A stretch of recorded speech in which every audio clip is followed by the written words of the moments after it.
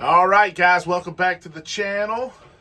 I want to talk about something. I'm sure, I'm absolutely positive, this will rattle some feathers. This is going to make some people disagree with me, and that's okay. I don't mind doing that.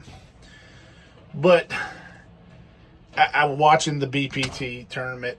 I think was it on Kissing Me, maybe, wherever it's at, and I'm watching Poche's video this morning.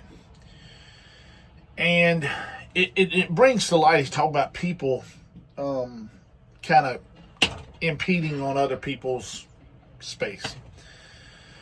In the area we fish in Louisiana, that doesn't have, it's going to happen almost every tournament. You're going to run past 10 people a day you're fishing. And the reason is a lot of this area over here, we got a 5,000 acre lake, a 12,000 acre lake. But as a whole, in club fishing, we fish a lot of backwater bayous and cutoff areas of bayous and rivers. You fish, a lot of it comes down to whoever starts on the right trees a lot of times. But no matter what I say on this deal, there's going to be some people hate. And that's just the fact of the matter. The more you get into it, but I watched the Wheeler King, the Alabama Buyers Council, talk about it. And here's, when you go into a tournament, you always have a primary pattern, a backup pattern, and you always hear about anglers saving some stuff I gotta save this for the last day. And I've heard Kevin Van Dam talk about it. And then you have boat, like people go out first. I don't know if they think that's a big deal in the bass BPT, but I know in like Bassmaster, you may be on bedded fish and get a boat 100 draw and you're screwed. The next day you're on boat number 1 or toward the top, and you may get to start on some fish that hypothetically the guy who was number 1 started on the day before. Are you really impeding on his spot? Not really, because it's a luck of the draw type deal. So a lot of that stuff, if you got a secondary spot. Now I understand they were talking about, fishing in one lake and it was 2 hours away, you lock through. I see some of their points. But I also must say this. In today's Bassmaster, and I think it's been like this forever, because I don't really believe tournament fishing was supposed to be a standalone profession. I think it was a bunch of guys that got together, and they did, and they put up some money, and they make money off of it, and how you grow from that is your deal. Hank Parker grew exponentially through his show, so did Bill Dance, Roland Martin, Jimmy Houston. They all grew, and they used it for another avenue.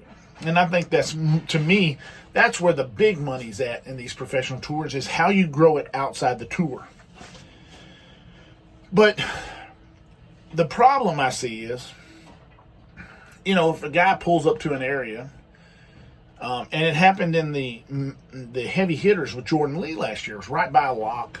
People would go in, they couldn't lock through, so they just go out there and start fishing a frog. And he's babysitting an area because that's his main area. He sees guys coming in, and all of a sudden he thinks people are jumping all over his spot. They're not. They're just waiting to lock through.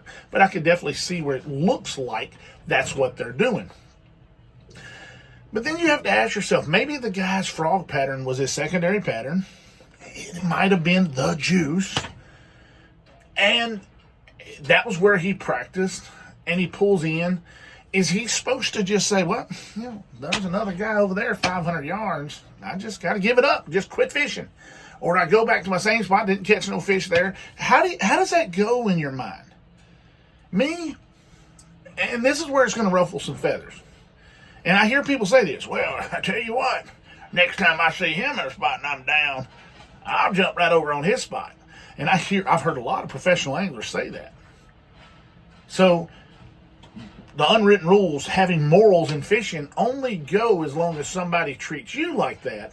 But the moment they do you the way you think you shouldn't be done, all of a sudden you're not. Those morals you had are no longer there. So, that's an iffy situation. Secondly, I believe these tournaments, although you win big money at the top, it falls off pretty quick at the bottom. You're there to make a living for your family. And I've said this several times. The only teammate I got, the only true team that you really have in life, are your wife and your kids and your family. After that, they're friends, and I know this is going to take some. There are people go, oh my God, you don't know what true friendship is. I am responsible for one group of people, and if I chose to be a professional angler, then I have chosen that way to make a living for my family and to take care of my family. Although it's a dream of many, some people may say it's not a real job, but it definitely is a real job. You don't work as many days as other days, so a lot of days you're fun fishing, but you're out there training. I get it, but you chose to make a living doing that. Your responsibility is to make money, make as much money as possible, and to try to maintain your spot on the tour. Sometimes that's going to come with ruffling feathers. I would say that you'll hear a lot of older anglers, well, that never happened back in the older day. Well, absolutely, the money has not kept up with inflation. I mean, they've been winning $100,000 in tournaments for many years now. But $100,000 don't go as far as it used to. So as profit margins get smaller, people have to toe the line more to make the money. They have to toe the line more to stay in the business and stay into the profession that they have chosen. And you're going to be. And then you get roommates who, man, I didn't catch them over here. I was over here, but man, I did catch them in pocket. Y'all come over here and fish this. Roommates talk to roommates, and roommates try to help roommates. Lee Livesey tried his best to help the roommates that he had stay on the Bassmaster Elite Series tournament trail. He did everything he do in the videos. He was not trying to hide it.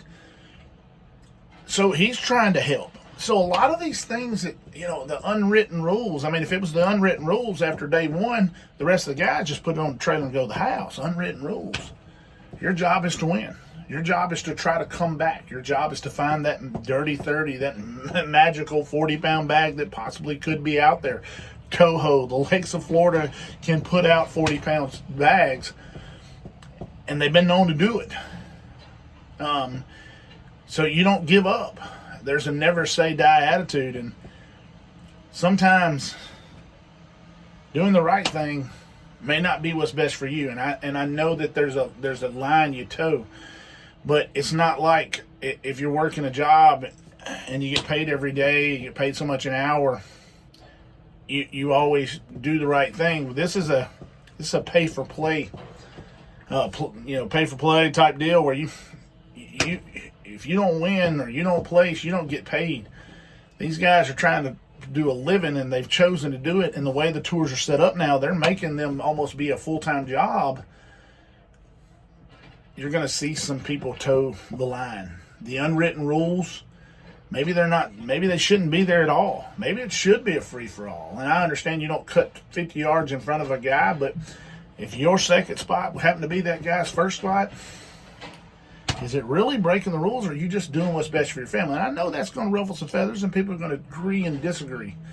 But I think you have to do what's best for your family and do what's best for your career and what's best for you in certain times. You can't always look out for others. I promise you can't. Because you'll look out for others, and then you'll look back and you'll be at the house and they'll still be fishing. That's the facts. So sometimes you're going to have to choose what's best for you and your family, and try to stay within, try to do it in the best way, the most godly way you can, as often as you can. But sometimes business and pleasure don't mix, and sometimes, you got to do what you got to do to win. It happened in the old days. It just wasn't televised as much. There was no social media. Now, Keith Bochet can air out his grievance within a few minutes of finding out something he didn't like happened to him. Rightfully so.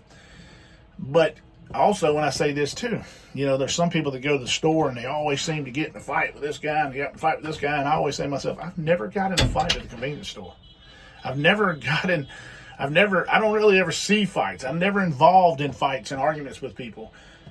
But then you also look back and you go, man, Keith O'Shea always seems to be around controversy. Is it because he pushes the limits? Or does he just always seem to be in the wrong place at the wrong time? That's up to y'all to choose. But guys, thanks for watching. Thanks for subscribing. I got to get back to work. Ring the bell.